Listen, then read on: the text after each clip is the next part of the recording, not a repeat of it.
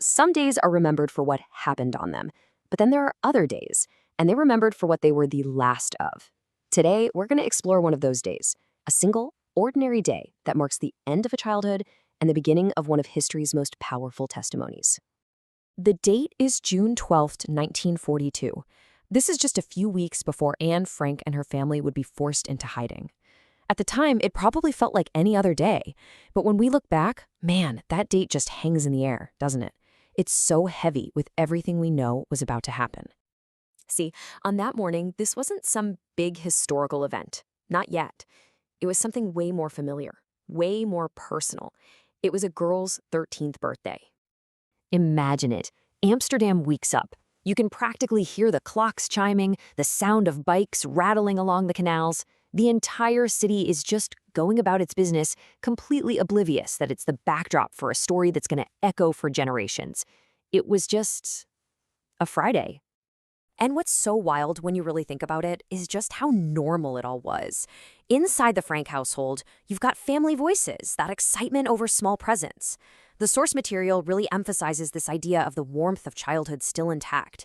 It was this little bubble of peace, a pocket of normalcy that was unknowingly about to burst. And then, there it is, among the other gifts, this simple notebook. It's not an icon, not some sacred artifact. On June 12th, 1942, it was just a diary, a place for a teenager's thoughts. Nothing more. But look, to really get the diary, you have to first understand the girl who wrote it. And on her 13th birthday, Anne Frank was a teenager, through and through.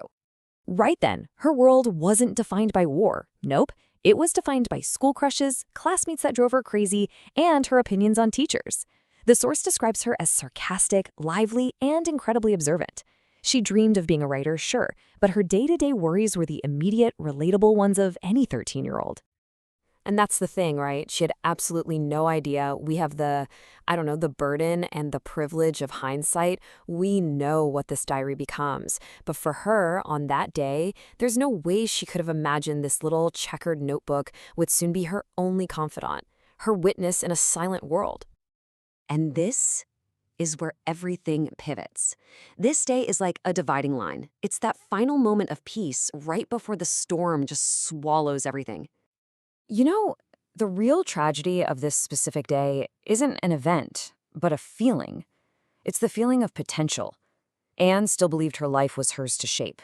She believed in a future, in choices, in growing up.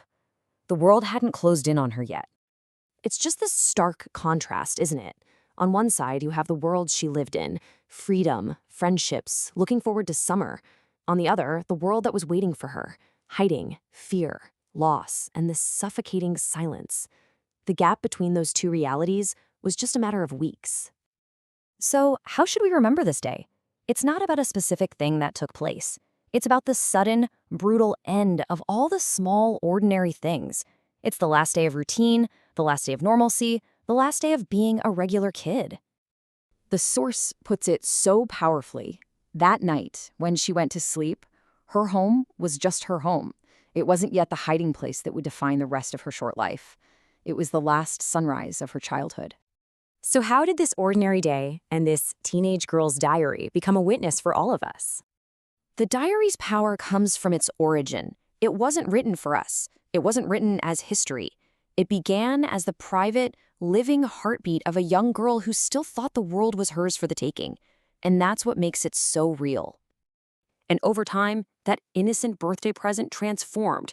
It became, as the source calls it, a vessel, a container not just for Anne's story, but for the feelings of an entire world falling apart, all captured through the eyes of a child. Ultimately, that's what this day represents. The moment just before a child loses her freedom, her friends, her home, her future, everything, except her voice, which, miraculously, survived. And that leaves us with this final thought. Anne Frank's 13th birthday was, by all accounts, an ordinary day. And yet, it has become one of the most poignant and unforgettable ordinary days in history. It makes you wonder, what gives our own ordinary days their meaning? What makes them worth remembering?